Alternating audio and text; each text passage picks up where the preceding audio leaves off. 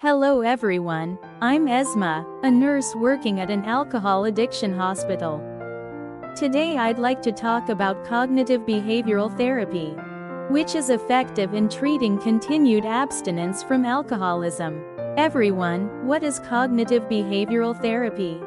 First, let's think about what cognitive behavioral therapy is. How we react to situations we experience in our daily lives is greatly influenced by how we perceive and interpret the situation. Have you ever felt that when an event occurs, it is not the event itself that causes emotions or behavior, but how we perceive it is important? The basic premise of CBT is that human emotions and behavior are greatly influenced by how a person perceives and interprets a situation. In other words, external events themselves do not directly cause emotions or behavior, but rather, the cognition of the event leads to emotions and behavior. For example, let's say someone makes a mistake at work. If that person thinks, "I'm a bad person," or "I'm no longer trusted at work," they may have a low self-esteem, which can lead to depression or anxiety. On the other hand, if you are in the same situation and think, "This mistake is an opportunity to learn for the next time," you will not lose confidence and will be able to maintain your motivation for the next challenge. In this way, even if the same event occurs, people will feel and react differently. This is caused by differences in cognition.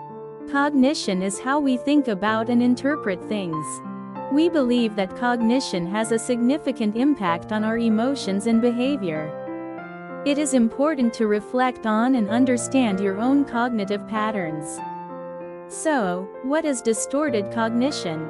Let's think about distorted cognition. For example, have you ever had an extreme way of thinking? Such as, if everything isn't perfect, it's worthless. Or have you ever felt that, no matter what I do, it's no good, after a single failure? Think back on how these kinds of thoughts actually affected your emotions and behavior. In CBT, we believe that distorted cognition often plays an important role in mental health problems. Distorted cognition refers to interpreting reality in an extremely negative way, or viewing facts from a biased perspective. There are a few typical patterns. All or nothing thinking, seeing things as either all good or all bad, and being unable to think in between.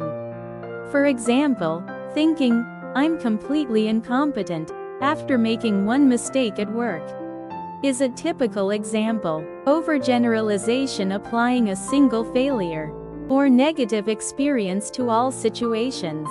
For example, believing, "I'm no good at anything I do," after one failure.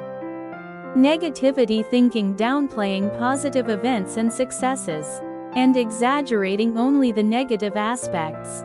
For example, when a colleague gives you a compliment, you may think it's just flattery and not take it seriously. Personalization, attributing responsibility to events that you cannot control. For example, thinking that someone else is in a bad mood because you did something wrong. It's important to know your own patterns. These are so-called thinking habits. What thinking habits do you have? So, do you have realistic cognition? In cognitive behavioral therapy, it is important to have a balanced way of thinking based on reality. In your life, have you ever faced failure or a difficult situation and had a positive cognition, such as, "I can do better next time," or "This result is not everything"? Or have you often blamed yourself excessively? In CBT, the therapist and patient work together to identify the patient's distorted cognition and correct it. The therapist first identifies the patient's cognitive patterns through detailed interviews and questions to understand how the patient perceives things. The therapist then works with the patient to consider how these cognitions affect their emotions and behavior. Specifically, the therapist records the patient's thoughts and reactions to everyday events and analyzes how they actually reflect reality, or how distorted they are.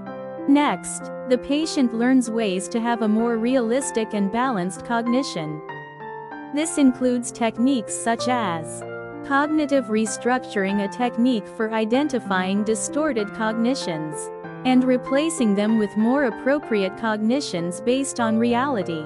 For example, changing the thought, "I am a failure," to, "This time, the result was not as expected, but I can improve next time."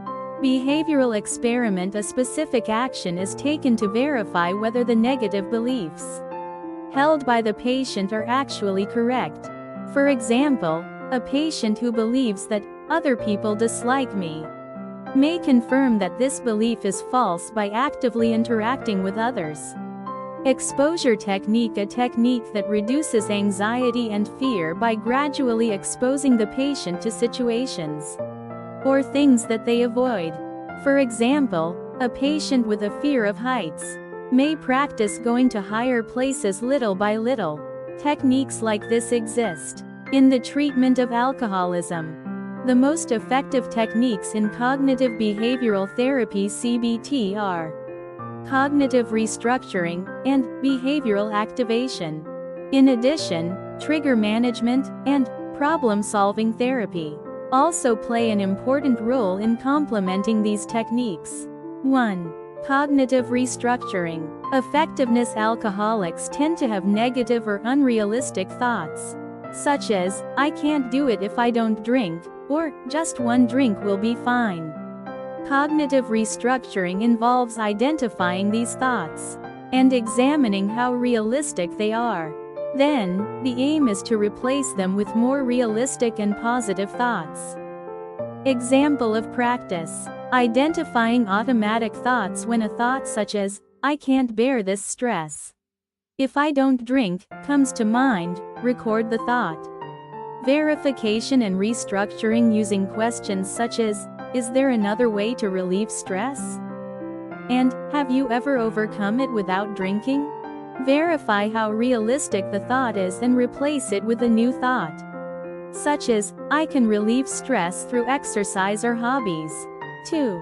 Behavioral activation. Effectiveness in the treatment of alcoholism. It is important to increase healthy and meaningful activities that can replace drinking. Behavioral activation aims to systematically increase activities and achieve fulfillment and accomplishment in ways other than drinking. Examples: list activities that can be used instead of drinking, e.g., exercise, hobbies, volunteer work, etc. Perform activities regularly. Perform the activities to increase opportunities to feel a sense of accomplishment and pleasure. Evaluate results. Record how these activities affect your mood and desire to drink, and monitor their effectiveness. 3. Trigger management. Effectiveness. Identifying triggers that make you drink and learning how to avoid or appropriately deal with them are critical in addiction recovery. Examples: identify triggers. List the specific situations and emotions that trigger the desire to drink, e.g., stress, social situations. Manage triggers. Practice strategies to avoid those triggers, e.g., taking deep breaths in stressful situations. Avoiding friends who encourage you to drink. 4. Problem-solving therapy. Effectiveness. Alcoholism is often caused by stress and problems in daily life. Problem-solving therapy is a technique for cultivating skills to effectively deal with these problems, and improves the ability to tackle problems without relying on alcohol. Examples of practice: identify the problem. Identify the problems you face in your daily life, e.g., work stress, family problems. Consider solutions. Think of specific solutions to deal with the problem and make a plan. Implement and evaluate. Implement the plan. Evaluate the results, and consider further effective measures. Cognitive restructuring and behavioral activation play a central role in the treatment of alcoholism. and are supported by trigger management and problem-solving therapy. By combining these techniques, patients can form new life patterns that do not rely on alcohol and aim for recovery from addiction.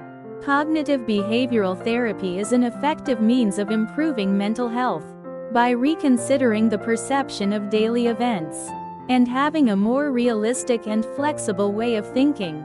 Based on the questions above, what aspect of CBT interests you? And how would you like to incorporate it into your life? Why not take this opportunity to re-examine your cognitive patterns and aim for a healthier mental state? If you found this video helpful, please like and subscribe to our channel. See you soon. Bye bye.